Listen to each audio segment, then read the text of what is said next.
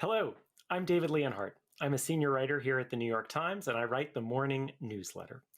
Every day in the morning newsletter, we try to bring you the breadth and depth of the Times in clear conversational language. It's like a modern version of the old daily print newspaper delivered to your inbox instead of to your front door. And tonight, we're going to try to bring that approach to life. We've got a really good program for you. We are going to start with the war in Ukraine, a subject I know that is on everyone's mind. We're going to have a conversation with my colleague Sabrina Tavernise, who is in Ukraine right now.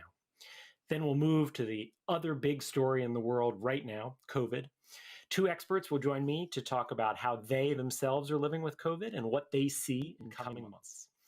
And finally, for a little bit of uplift, the editors of the popular Modern Love column will join us.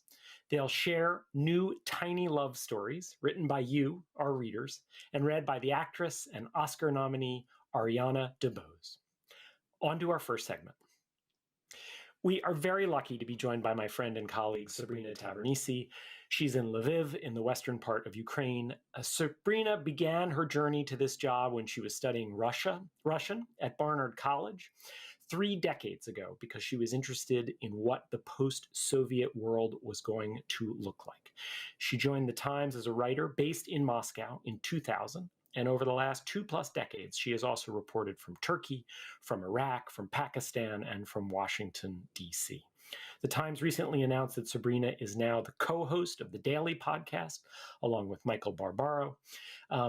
Anyone who's worked with Sabrina can tell you that she is as nice and decent a person as she sounds when you listen to her on the Daily. It's the middle of the night in Ukraine right now. Sabrina carved out time to talk with us earlier today, so you're now going to see a video that she and I recorded today with me in Washington and her in Ukraine. Here it is.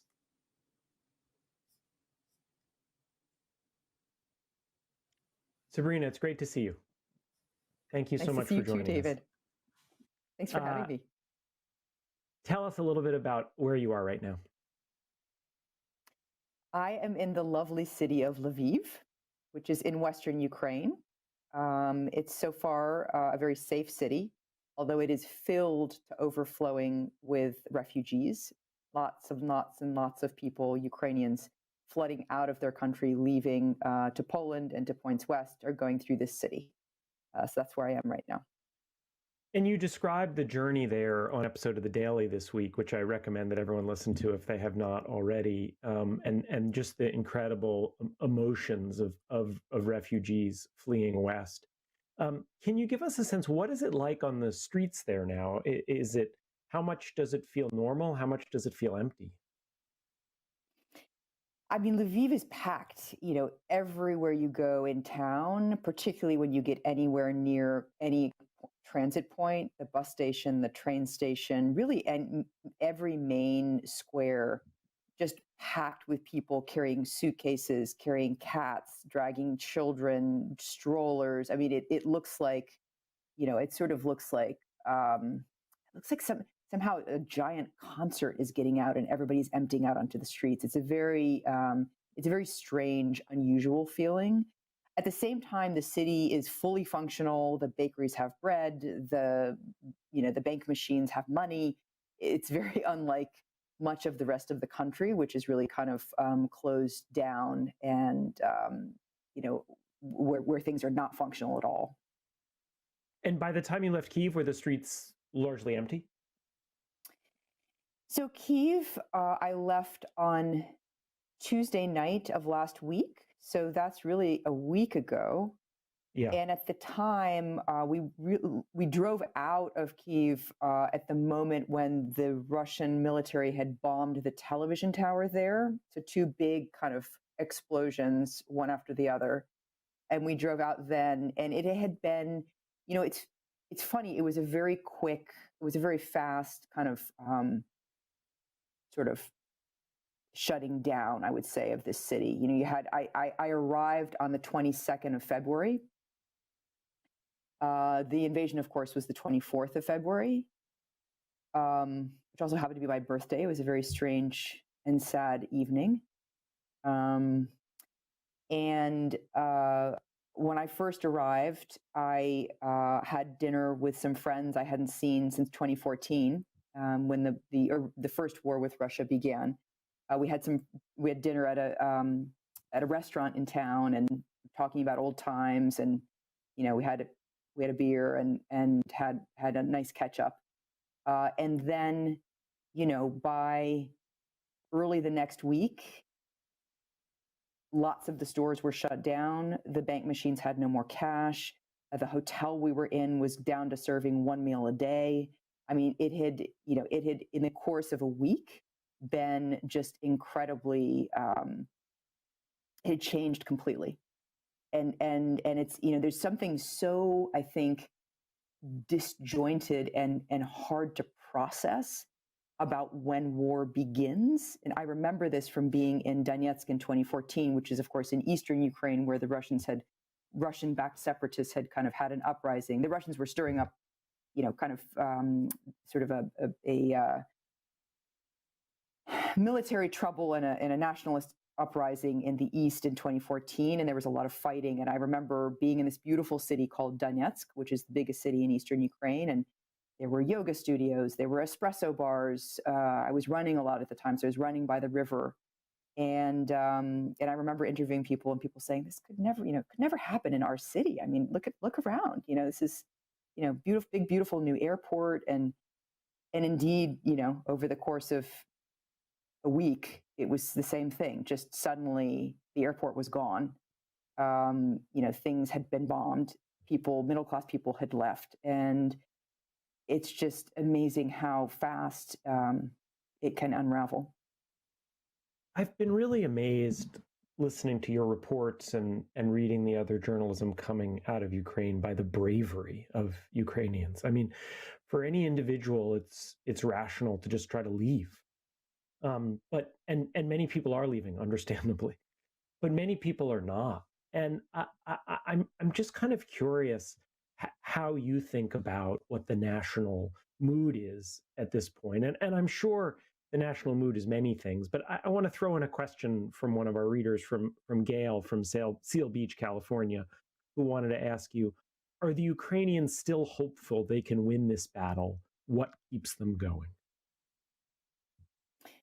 That's a great question, because I think that the calculation the Russians were making in the very beginning was that Ukrainians were not particularly, emotionally attached to the idea of Ukraine, that people wouldn't really be willing to fight for it, that there wasn't a strong enough glue there for people to be willing to risk their lives for something like that.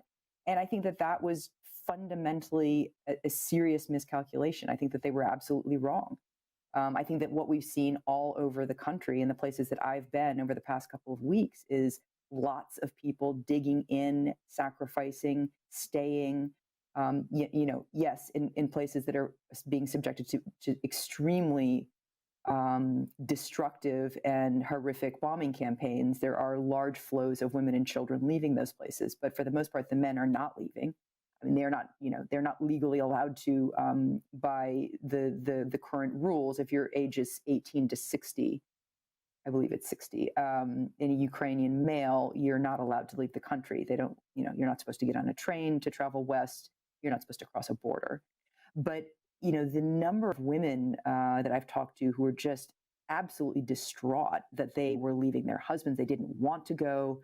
I talked to one woman in the train station a couple of days ago who said, just like, I don't even believe that I'm actually standing here holding my 4-year-old daughter's hand. I didn't want to go. My husband stuffed me on the train. I didn't even have any things. She didn't have a suitcase. And I said, is it a little bit like, your brain has gone, but your heart is still here? And she said, no. My brain hasn't even gone. I literally cannot understand that I am standing in a train station in Lviv and my husband is back in our town. I don't accept it. And I assume in many of these families, essentially, the husbands are pleading with their wives to leave for the safety of the children and the other members of the family. Yes, I mean, she said very clearly, the single only reason I am doing this is that, and my husband said as well, we are responsible for her life. And we take that responsibility seriously. And, had I not had her, I would, there was no way I would consider doing this. I think that there's, I mean, going back to Gail's good question, there's a lot of hope. There's a lot of fear and agony, I think, right now. And we're spending a lot of time. Some colleagues did some good work reporting today on the situation in Mariupol, which is a city on the coast, very close to the Russian border, that has been surrounded and is under siege. And, there's not heat, there's not water. People are melting snow to drink. A child had died from dehydration. There's been really heavy shelling and bombing. There's bodies on the street have not been picked up. It's a disaster what's happening there. And I think it's very difficult, obviously, but there is a lot. And I think, generally I've covered a number of different conflicts, and, for the most part, you do see lots of middle-class people leaving. I mean, it's hard to stay, right? Because let me ask another question. Yeah. No, sorry. Let me ask another question. This one from Denise in Walnut Creek. How do you report on this horrific event and maintain emotional distance and objectivity? I mean, I guess, how do you report on any war, right? I think it's very difficult for the mind to process and stay calm in the face of extreme trauma. And I think, for me, when I see someone hurt, or when I'm at the scene of a bombing or, violence, I tend to have my adrenaline goes, and I have to do something to stop it in order to be able to focus and remember the details and be able to tell people what in fact I saw, and not just have it skitter away into my own distraction that my adrenaline is producing. So my tactic is I always have a notebook, and I write down the time and what I'm seeing, and the time and what I'm seeing, the time and what I'm seeing. And that is the way that I am able to give someone a true and logical chronology of what actually happened in this very horrific incident over the course of the day. So I feel that, the emotional part, particularly in violence, I think it's actually hard to experience emotions because your adrenaline is pumping and it's protecting you from them. I mean, it was one thing I was asking all of these refugees, because I spent 3 days driving in the lines of people who were leaving Ukraine and talking to lots of people, and I was saying, what are you feeling right now in your heart? And a lot of them said, I feel nothing. I'm blank. I can't, my body isn't allowing me to feel anything, because it's such a shock what is happening. I mean, yesterday I was going to work and looking at my computer and commuting home and feeding my kids. And today I have nothing, and I'm on the road with millions of, hundreds of thousands of other people. And if I allow myself to feel the deep shock of that, I will never be able to get to my destination. So I just am going, and I'm just shutting it out. And so yeah, it's complicated, I think, with the emotions, but you do have to, you feel stuff, but it's in a delay, I guess. And two last quick questions for me before we let you go. What are the big things to watch in the coming days? What are the big questions on the ground in Ukraine over the next few days? I mean, I think militarily there are two big questions. One is Kiev and when it will, fall, because probably it eventually will. There was that long convoy that had kind of gotten stuck, if you remember, over the weekend, that sort of has been slowly advancing, but not making that much progress. My colleagues who cover the Pentagon, yes, sorry, my colleagues who cover the Pentagon have reported that there's a new convoy, kind of a new advance by Russia from the north toward Kiev. So, that will be something to watch. And there are two northwest neighborhoods of Kiev that have been pummeled over the past 4 or 5 days, the neighborhood of Bucha and the neighborhood of Irpin. We have a very talented photojournalist, Lindsay Adario, who took a photograph that's sort of iconic at this point of what is happening with civilian casualties in Ukraine. She was there when a family was killed trying to cross a bridge to get out. It was killed by some Russian shelling. And then the other militarily thing to watch is the South. We've have a very great set of reporters group of reporters on the ground, Michael Schwartz and Tyler Hicks in the city of Mykolaiv, which is kind of on the coast and sort of 2/3 of the way to Odessa, which is a very critical kind of big port hub for Ukraine. The Russians have kind of swept down and taken a number of different cities along the path in the south.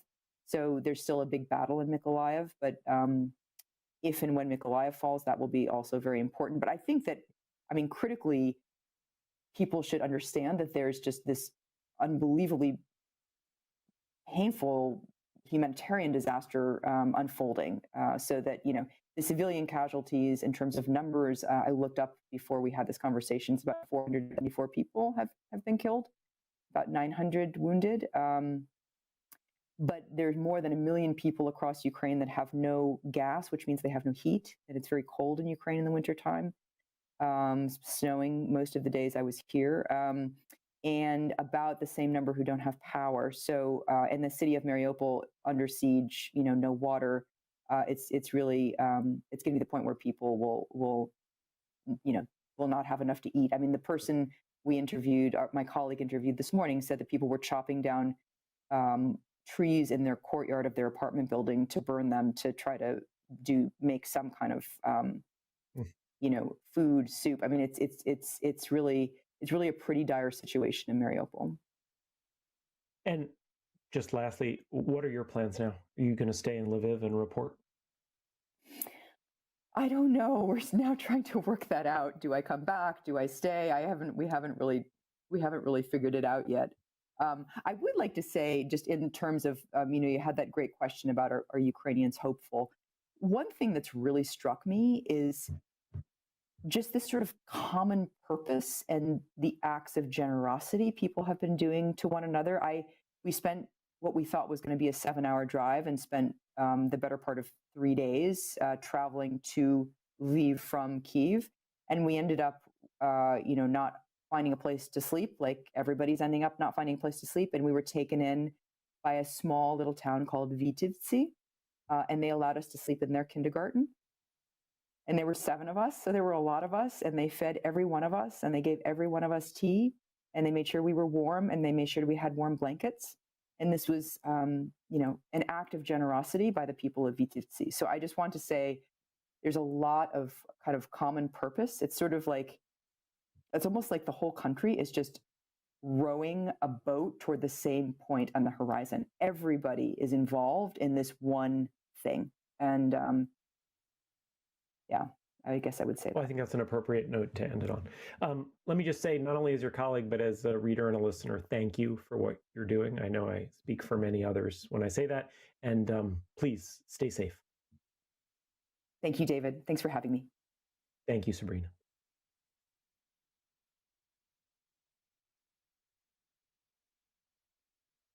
Purpose in Ukraine, and I know that many of you have sent in notes asking how you can help. The Times has published a few pieces trying to answer that question. Ron Lieber, a finance columnist, has written about it, as have a few people in Times opinion section. And we'll give you the links to those in an email that we'll send out to attendees after this event. And thank you again to Sabrina for making time to talk to all of us tonight. The 2-year anniversary of wide-scale COVID shutdowns is coming up just in the next few days. People may remember it from mid-March 2020. It has been a terrible 2 years filled with illness and death and anxiety and isolation and a host of other problems that the pandemic has helped to cause. During the Omicron wave of the past few months, the U.S. suffered from some of its highest daily death tolls so far in the pandemic, largely because so many Americans are still not vaccinated. But now there are hopeful signs. The number of daily COVID cases in the United States has fallen 95% since mid-January. Governments are removing mask mandates and other restrictions that had been in place in many cases for months and months. To make sense of all this, I am joined tonight by two experts who I have found very helpful over the course of the pandemic. They are both with the University of California at San Francisco. Monica Gandhi is a professor of medicine who is the head of the Gladstone Center for AIDS Research. Bob Wachter is the chair of the Department of Medicine, and he is also an author. I've asked Bob and Monica to join us both because they're experts who can talk in language that the rest of us are able to understand, but also specifically because they have some disagreements between them about COVID. And disagreements are okay. I know it doesn't always seem that way in this day and age, but disagreements really are okay. They're necessary, in fact. They're part of what it means to live in a democracy. We have to sort through our problems by figuring out what to do, and that means disagreement. We should have honest, respectful conversations about important subjects, and COVID certainly qualifies. So let me start by saying thank you to Bob and to Monica for being with us tonight, or this afternoon in San Francisco. Exactly. Thank you, David. It's great to be here. So let me just start by asking you a personal question, which is, how are you both living your lives right now? How has that changed over the last few weeks? What are you doing and not doing? When do you wear a mask or not wear a mask? And Monica, I'll start with you and then turn to Bob. Well, not everything is open in San Francisco, but I'm living my life pretty normally. Visited my father recently, who is immunosuppressed at the moment, so I'm not careful around him and wouldn't go anywhere, but I'm vaccinated and I'm living my life very normally, eating inside and so forth. Bob? Yeah, it's much more closer to 2019 than I've been at any time, I think, in the last couple of years. But as I've said to people, just because you don't have to wear a mask doesn't mean that you shouldn't, at least some of the time. So I am now comfortable eating in indoor restaurants, which I wasn't until a couple of weeks ago. I have now resumed my poker game with 8 vaccinated buddies, which means I'm going to start losing money very quickly. Houses and having friends over here. But my limits tend to be smallish groups of people who I am confident would call in sick if they felt sick, and I'm confident that they've had 3 shots. I am comfortable going into a movie theater or a large space with people whose vaccine status I don't know, but in spaces like that, I'll wear a mask. And typically, these days, tend to wear a good mask. I figure if I'm going to wear a mask, why not wear an N95 or a KN94 or something that affords maximum protection. So I kind of I'm governed by, there's a number that we have at our hospital at UCSF where we test everyone who comes, even for heart surgery or a colonoscopy or something that has nothing to do with COVID. And that prevalence today is 1%. So 1 out of 100 people in San Francisco who are feeling fine, have no symptoms of COVID, are positive. That means in a group of 20 people, there's about an 18% chance that someone in that group is positive. So that colors my thinking that if you get into a large group of people whose vaccine status you don't know, there's a non-zero chance. There's actually not that small a chance that someone in that space has COVID. And so that causes me to be a little bit more careful. And Bob, when you talk about wearing masks at the movies and not going to large gatherings, do you view that as now a permanent part of your life? Or is there something that you're looking toward that may make you go back to something that looks like 2019 behavior? Yeah, it's a great question, David. I think I will probably always wear a mask as long as there's some COVID around in the community. Like when I'm going shopping, to be in a place for 20 minutes where I'm hanging around with a lot of people whose status I don't know if they're sick, just feels like a reasonably benign thing to do to stay a little bit safe. I might start changing my behavior if the antiviral drugs become more easily accessible. So, and the main one I'm sure we'll probably talk about is Paxovir. It's the Pfizer oral antiviral drug, which lowers the probability of getting very sick by 90%, lowers the amount of virus you have in your body, which probably decreases the rate of long COVID. If I knew if I had a sore throat, I would get tested today using one of the 20 test kits that I have sitting in my bathroom today. If it was positive, I could get on that medicine by tomorrow. Then I might become a little bit more permissive and might ditch the mask in some of the circumstances I'm wearing it today. And Monica, I take from your answer that you're almost never wearing a mask now. Is that right? Outside of a hospital? Well, I don't do anything but that's just because I'm not fun. So like I don't go to big groups or anything. But yeah, I would probably feel really comfortable. And it's not actually has anything to do with the COVID prevalence. It's actually the vaccines and how well they work. And I think you've written a lot about this, David. But like if you look at the rate of getting ill after vaccination and boosting, it's so low. It's 1 in a million in my demographic, and then in even my father's demographic. There was a study yesterday. He's getting cancer treatment, and even chemotherapy is not interfering with the COVID vaccines. There's very specific B cell depleting therapies, and then also having a solid organ transplant that qualifies you for being immunosuppressed. So even my father, his vaccine and booster works really well. And I think it's just this confidence, I think, that I have in the vaccines, that I've had that confidence since the beginning, maybe because I know we can't see the immunity, but it's really powerful, and the risk of getting sick is very low, much lower than what I used to face even being vaccinated with influenza. And that reminds me of some interesting history here, Monica, which is you were actually an early advocate for masking before many public health officials were. And now I know you're seen as someone who is less of a COVID hawk. Can you talk a little bit about why you felt aggressive about masks early on, and feel like they're less valuable now? Yes, I mean, I actually agreed that we had to do everything in our power to minimize transmission and infection until we got to the vaccines. It was actually the vaccines that we were waiting for. And Hong Kong is really showing us that they did everything in their power, including still trying to get down more to that COVID zero. And yet it really is all about the vaccines. Hong Kong, very unfortunately, is having high deaths because they haven't vaccinated their older patients enough. They haven't boosted them, and they're using a vaccine that isn't as strong, frankly, the Sinovac. So because of that, I was waiting to get to the vaccines. And so I wanted to do everything in our power. So I noticed, and we made observations, I wrote some papers with a group, that it looked like places that masked actually had lower severity of disease. They had higher percentage of asymptomatic infection. And in fact, there was a big Hong Kong study, speaking of Hong Kong, that they didn't actually reduce transmission, which, by the way, cloth masks likely don't. It was that they reduce severity of disease. So in households and out in the community, people had more asymptomatic infection, but transmission was still ongoing. So then after I got to the vaccine, and I do think there was some theories for that. The NIH thought it was because it was humidifying air in our mouths. And so then that made the severity of disease less. So lots of studies that came out of that work. In a way, it doesn't matter, because after vaccines, you've just given your most powerful way to reduce your chance of severe disease. The vaccine does that. And so now we have to figure out, do they reduce transmission? And we've had a natural experiment in the United States. We have 50 states. They're doing totally different things.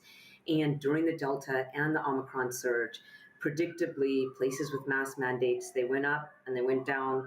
And places without mask mandates, cases went up and went down. So that finding is just true. I mean, our country is the perfect place to study mask mandates, because we had 13 that had them and 30 and other states didn't. So it didn't seem to make a difference in transmission. And in fact, there's some good studies on that. And why is that? Because really, we don't wear the right type of mask. What Bob just said is right. It really has to be a strong mask. And I think that individual protection with N95s, KF94s, KN95s, FFP2s, double mask, in the future, people wearing individual protection masks, if they want little exposure to a respiratory pathogen, is the right approach. But mask mandates after vaccination didn't seem to work. Bob, I don't know whether you want to say anything about the mask mandates, but let me tell you what I want to ask you next, just so that we can keep moving here, even if you want to add something on mandates. My sense from talking to you is you actually agree with Monica that the odds of something really serious for a boosted person, even a boosted person in his 60s, are quite low, and that your concern stems less from your risk of hospitalization or worse, and more from the uncertainty of long-term symptoms. Is that sort of a fair summary? And can you talk a little bit about why that is? Yeah, I think that is the way I think about it. now, and because I think you have to do a very hard thing as you're trying to think through what to do about COVID. You have this three-dimensional chess game around how significant and how severe is the particular variant that we have, how onerous are the behaviors that we're talking about. As I've tweeted before, we're talking about wearing a mask, not chemotherapy. It's not the most onerous thing in the world to do. What is the risk of something acutely bad happening? What is the risk of something bad happening over the long haul? Those are all different things, and they're all moving targets. So, for example, I completely agree that my 3 shots are keeping me extraordinarily well protected against getting really sick and dying, which is something I was worried about in March 2020. It was something I was worried about until the vaccines came out. I don't worry about that very much anymore. But my booster was 6 months ago. My efficacy has waned, and there is at least some small probability that if I got COVID today, I would get sick enough to feel badly that I should have just worn a mask. I'm not that worried that I'll end up in the ICU and die, but I think people sometimes trivialize that you're going to have a cold, and not everybody has a cold. Some people have a really bad week or two. But I think the big issue that I'm more concerned about when people ask me, why are you still being somewhat careful? And the answer is that long COVID still concerns me. And I think long COVID you have to divide up also into 2 buckets. There's the bucket of symptoms, which is what is the possibility that a month or 2 or 3 from, and crummy can be fatigue, and crummy, you're not thinking as clearly as you normally would, all of those things. And we know that the prevalence of that is not that low. Maybe in some studies, 20%, 30%, 10%, certainly lower with vaccines, probably lower with Omicron. We haven't had enough Omicron and enough time to follow to know what the prevalence of long COVID is. But I'm guessing that it's small, but not zero. But there's a second piece of long COVID that probably worries me even a little bit more. A study came out a couple of weeks ago looking at the 1-year outcomes in patients in the VA who had COVID a year earlier, and showed a significant increase in cardiac events, heart attacks, strokes, things like that. A pretty significant one. It's sort of on the order of what you might expect for someone who smoked versus someone who didn't smoke. Study just came out a couple of days ago. You probably saw, looking at brain volumes in people a year out from COVID, and it turns out you had some shrinkage of the brain. 64 years old, I don't really have any room for shrinkage of the brain. I want to hold on to all my neurons if I can. So those studies are preliminary. I think they're tentative. I don't go to the bank with them. They were done on patients pre-Omicron because they're patients we've studied for a year, so Omicron wasn't around. They don't really clarify whether they're in vaccinated or unvaccinated people. But the way I look at it is, if I got COVID today, very small chance I get super sick and die. A small but non-zero chance I'd still feel crummy a few months from now, and a small and uncertain chance that a year and maybe forever I'll have an increased risk of some bad outcomes I'd prefer not to have. What that causes me to do is to say, I really like eating indoors with friends, and it's cold at night here in San Francisco. I'm willing to do that and take the risk. I don't really care about wearing a mask at the Safeway, or going into a movie or a concert. Wearing a mask for a couple hours, not a big deal. It doesn't seem sensible to take that risk if I don't have to. And my sense, we have a couple good reader questions we're going to get to here, but Monica, my sense is part of the reason that you're less concerned about it is that you think that vaccinations reduce not only the really bad outcomes, but substantially reduce long-term symptoms as well. Well, yeah, I mean, the largest study of long COVID with appropriate control groups, because you need people who didn't get the vaccine, who got COVID, who got COVID and didn't get COVID at all. So the largest study out of Israel shows that, vaccination does reduce symptoms of long COVID down to the same as if you had never had COVID at all, with that appropriate control group. I do know, the pathophysiology of long COVID, because we see this in other pathogens, is usually the virus going multiple places, which the vaccines help that not happen. They help limit it. And then the second part of the pathophysiology is having a disorganized immune response, which doesn't happen after the vaccines. They have an adaptive immune response, keep it contained. And even that brain scan study was just in the olfactory region of the brain where you detect smell. And a lot of the smell effects, if you don't have feedback back and forth to your brain, that can shrink while you're having anosmia or not smelling very well, and then 99% of people recover their smell, and so hopefully that part of their brain is going to be stimulated again. So I think we have a lot of, just looking from the history of infectious disease and post-pathogen syndromes, vaccination is very helpful to stop worrying about long-lasting symptoms after vaccines. We didn't have vaccines for a lot of these infections. Okay. And then thank you. It's also fair to say that when Paxlovid is more prevalent, when it's sort of, if I got it today, I could go to the pharmacy, get it, and start, it does seem to lower the amount of virus you have fast. And that will probably also be, we won't know for a while, but one would guess it would decrease the prevalence of long-term symptoms as well. Well, Paxlovid is a good thing to bring up because I think it's going to be highly relevant to the question we're about to play from a reader. First, let me thank Anna from Calgary, Canada, and Tracy from Berkeley for encouraging us to ask about long COVID. We've also just gotten a question from Kent in Ogden, Utah, asking whether seniors should get another booster, which leads right into this video question right now. My question has to do with those people who are at greater risk for hospitalization and death, i.e. the older, people with underlying health problems, or both, and who are fully vaccinated and boosted. What is their level of risk now that masking is no longer required? Monica, you want to take a first swing at that? Yes. So the latest study that we have, at least from the CDC, is who is still at risk for severe outcomes after you've been vaccinated and boosted. It's kind of two groups: severely immunocompromised, and again, it was B-cell depleting therapies or solid organ transplants, or being over 75 and having 4 comorbidities. At the moment, my father actually qualifies for that latter. And so I want him to get a 4th shot. It's approved for the immunosuppressed right now. And I think that if you're older, over 75, and you have multiple comorbidities, you should get a 4th shot. And do I think that that's how we're going to determine it in the future? Yes, I think it's going to be based on age, comorbidities, and the prevalence of the virus, and if there's a new variant, and if we need another vaccine, by the way, that covers the whole virus like Covaxin. But so that's how we're going to determine the need for 4 shots, like next winter, for example. So if that nice man, I'm from Utah, if he's over 75 former comorbidities, I'd go ahead and get it. And Bob, why don't you take Paxlovid head on, since I appreciate your bringing it up. What is it? Why is it so important? And why is it so important to immunocompromised and elderly people?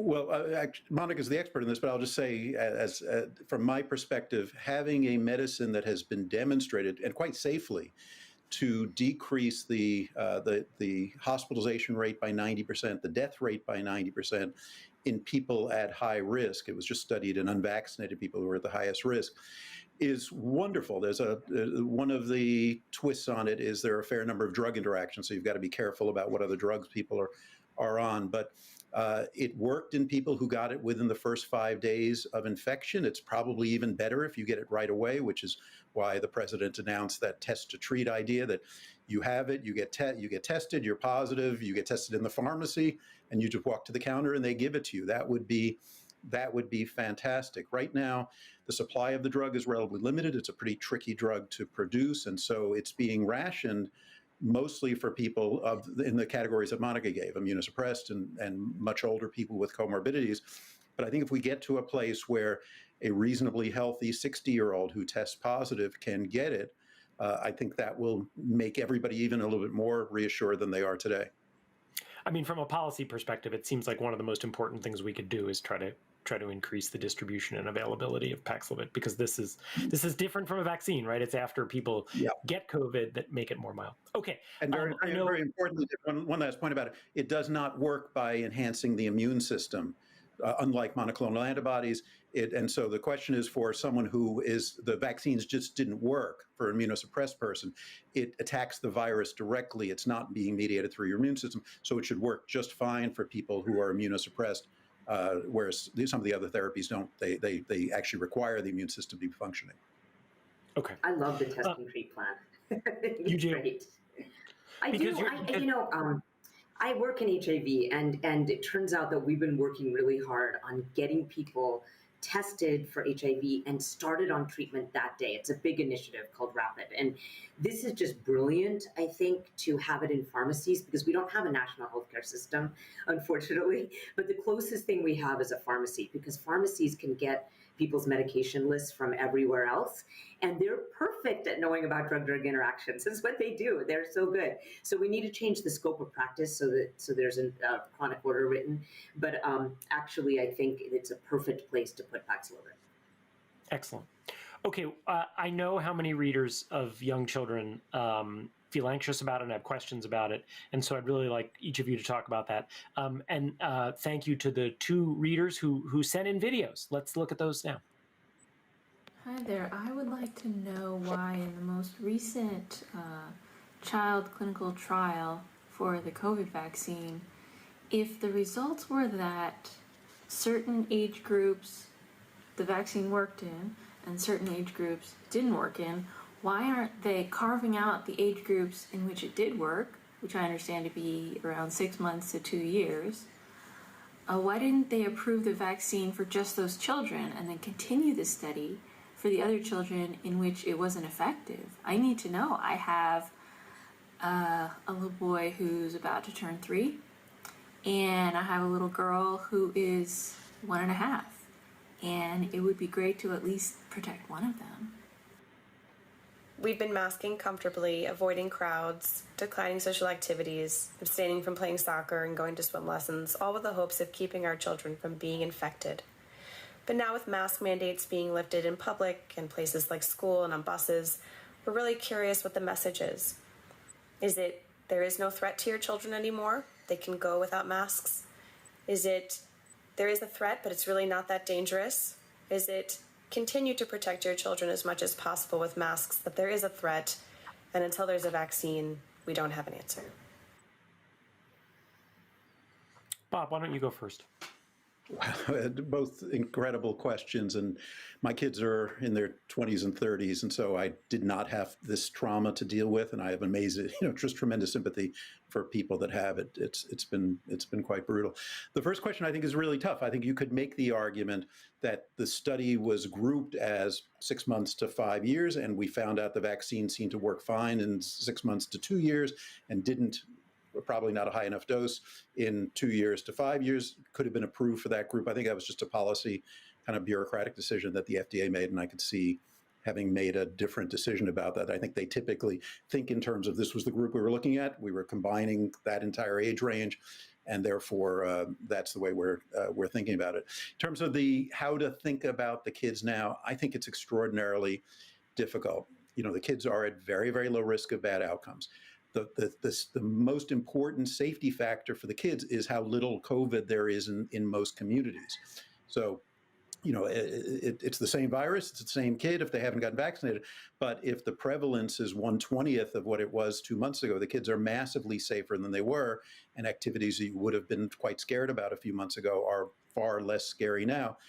But that said, if I had a small kid, I would still be trying to do what I could, and that's there's a lot underlying that in trying to make sure my kid didn't get COVID. Again, not so much that I'm worried about the kid will get very sick and die or get this post-COVID syndrome. I do still have this lingering concern about what the long-term effects are of having had COVID, and I think that until that's clearer, I would still err on the side of trying to be on the careful side in some way that's practical, but I also recognize how incredibly difficult that is to do in real life. Monica?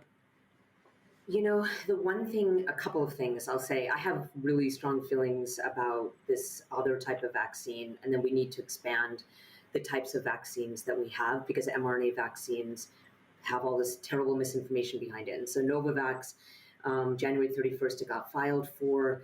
That will go down to young ages. And then Covaxin, the FDA just denied it, but it's a whole inactivated virion, and it would have gone down to the age of 2. And then your first caller was perfect. Then we had the 6 months to 2-year-old one from the Pfizer 3 microgram dose, and we could have gotten it for every child. So I keep on pushing on that, and I'm writing a paper on that.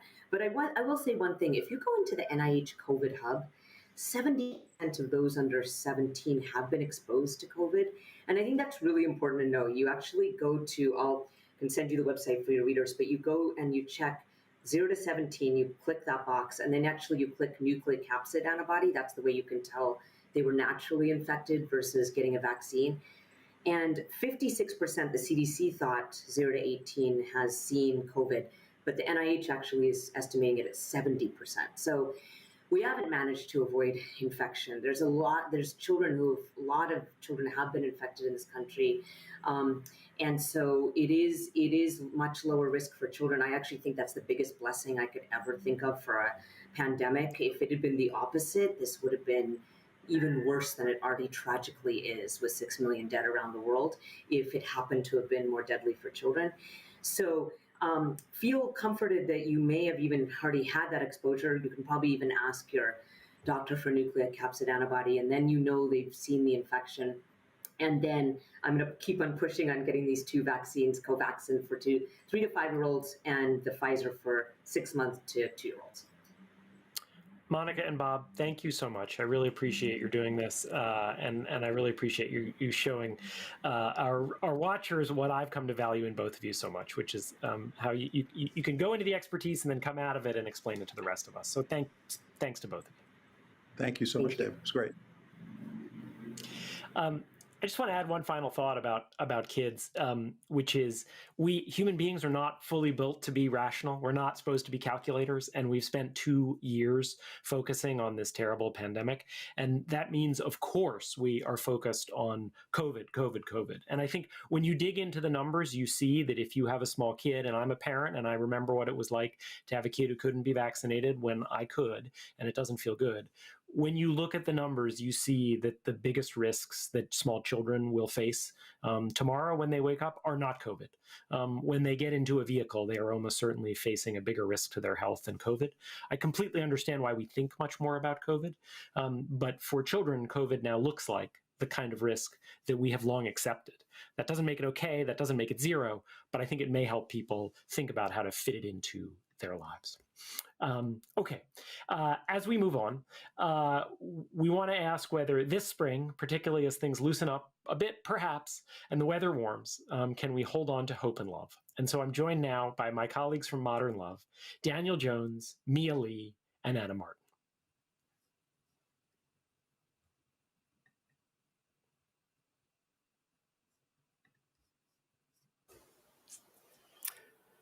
Thank you, David, and hello, everyone. As David said, I'm Dan Jones, editor of Modern Love, which is a weekly personal essay column about relationships that started nearly 18 years ago. Modern Love has also become a podcast and a TV show in recent years. And I'm joined by my 2 colleagues, Mia Lee, editor of Modern Love Projects, and Anna Martin, host and producer of the Modern Love podcast. Mia, Anna, hello, welcome. How are you both? Hi, Dan. Doing well, thank you. Hey, Dan. I'm happy to be here. Well, it's so great to be with you, talking to you both live, even if it's virtual. This is the first event we've done together since, Anna, you became the host of the Modern Love podcast. Is that right? That's totally right. This is my first event since I joined the Modern Love team this year. And Mia, you first started working on Modern Love in 2015. Mm-hmm. I actually started as a submission reader for one of our college essay contests. It's a contest that asks college students nationwide what love is like for them today. And we've actually just launched our first one since the pandemic began. So if you're in college, please write in. And I'm really glad you mentioned that. Anyone interested can find details at nytimes.com/essay contest. nytimes.com/essay contest. We welcome your submissions.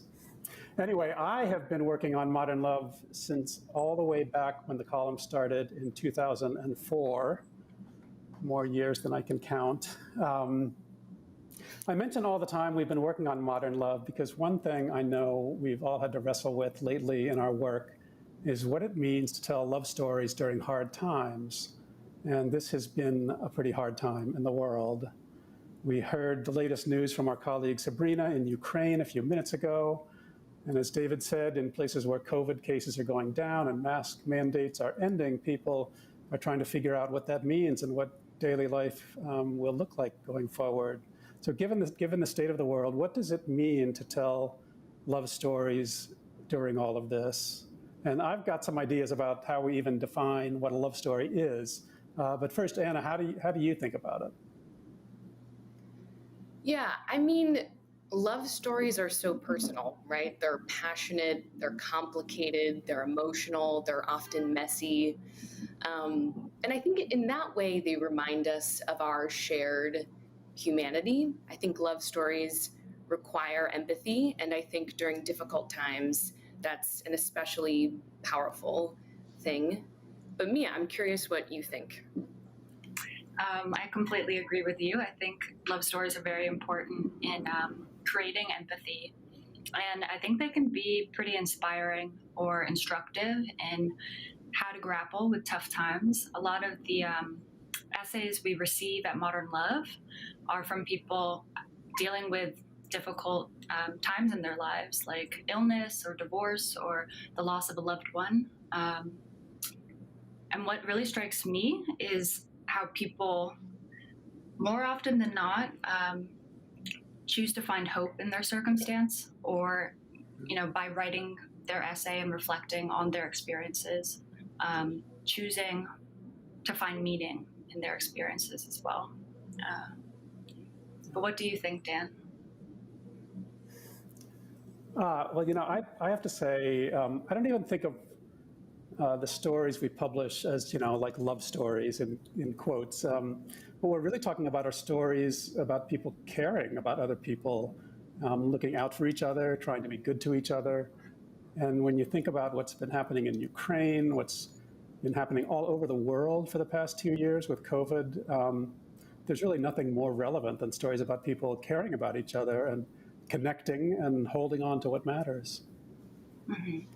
That's very true. And I see that all the time in the submissions we get to Tiny Love Stories, which are as our weekly column in which we ask people to tell us their love stories in no more than 100 words. And for tonight, we actually asked you, our New York Times readers, to send us your tiny love stories about hope and renewal. And you really delivered. You sent us hundreds of beautiful tiny love stories, so many different kinds of love from so many different parts of life. It was incredibly fun reading through them. And we wanted someone equally amazing to read them for you. So we went to the actress Ariana DeBose. You may have seen her on screen recently as Anita in Steven Spielberg's remake of West Side Story. She just won a SAG award for that performance, and she's currently nominated for an Oscar as well. We sent her a selection of your tiny love stories, and we asked her to choose 3 and to tell us why she chose those 3. We're really excited to share these. Let's take a look at the first story Ariana selected. Choosing a Different Future by Jess Locke.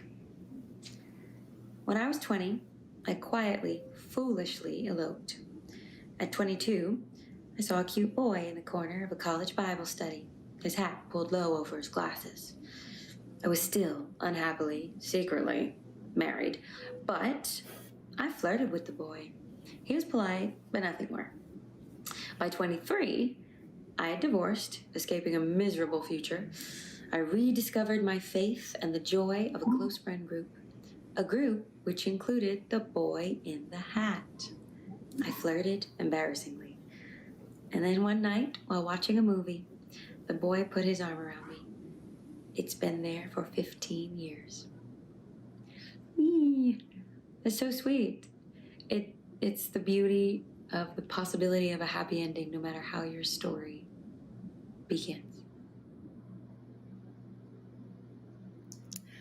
I love what Ariana said about the possibility of a happy ending. But I'm also drawn to this story because it highlights one of my most favorite moments, which is the moment when you realize your crush is, in fact, reciprocated. a very special moment.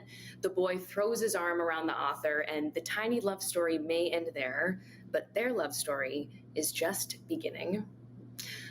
With that, I think we should go to our second tiny love story. This one starts over 45 years ago. Here's Ariana DeBose again. Meeting in a Sea of Marchers by Kelly Pierce. 1976, North Plains, Oregon. First time he and I met. Our mothers were best friends. We shared family dinners, movies, roller skating outings. Then we went to separate colleges, had our own marriages, children, and divorces. 2017, Portland, Oregon. We meet again at the Women's March amid a sea of roughly 100,000. Hey, I know you, I said to Susan, who is now a beautiful trans woman. 6 months later, we share our first date. We move in together, get married, blend our family of 4 children and pets. Turns out, the right person was in our lives all along. I love that. I chose it because I just think it's a beautiful LGBTQAI+ love story. And that makes me happy. So this is a story that spans 2 kinds of love, right? It starts with a love between friends, and then after many intervening years, it becomes a romantic connection. And I think it's a beautiful reminder that love has so much to do with timing, that it takes a lot of time to become yourself, but it's by fully being yourself that you're able to fully love another person. And our last tiny love story is yet another kind of love. Let's take a look.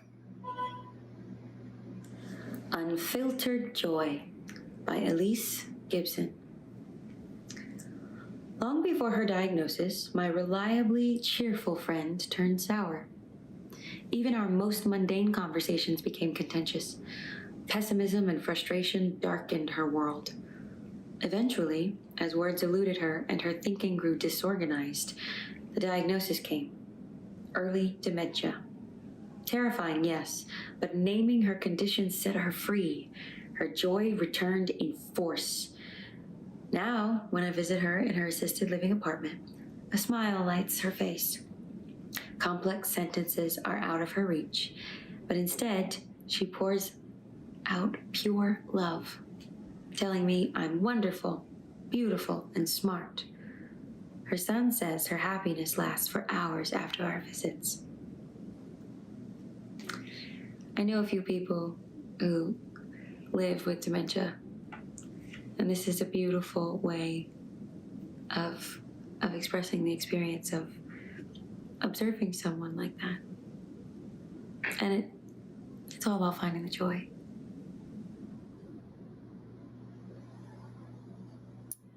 I agree with Ariana, and I also think this story is really complex. The friend's diagnosis sets her free, the author adapts to a new type of friendship, but there's also the son who must be dealing with his own difficulties as he cares for his mother. And I love what Ariana said about finding joy. And to take it one step further, I feel like this story shows me that joy doesn't erase the hard stuff, right? It exists right alongside it. And with that, we've come to the end of our tiny love stories tonight. Dan, Mia, and I want to thank tonight's authors, the incredible Ariana DeBose, and all of the New York Times readers who shared their stories with us. If you want to share a tiny love story from your life, you can send it to nytimes.com/tinylovestories. And thank you, David, for having us tonight. Back to you. Thanks so much for joining us. And thank you to all of you for watching. If you want to rewatch any part of this, we'll be posting a video of it right on this same page, and you will be able to see it here. I think we've covered a pretty large range of human emotions tonight. I would encourage everyone to be kind to each other during these difficult times. I also want to end by thanking 2 groups of people. The first are my colleagues who put out the morning every single day. We are based in London and New York and Cincinnati and Washington and other places, and we will be in your inbox again tomorrow morning. And the second group of people I want to thank are our subscribers. The subscribers to the New York Times make possible everything that we do. To put a fine point on it tonight, when you saw Sabrina Tavernise reporting from Ukraine, when you see other colleagues of mine taking photos and videos and documenting this war, they are able to do that. The New York Times is able to do that because of you, our subscribers. We appreciate that support, and we hope you will continue reading. Have a good night, everybody.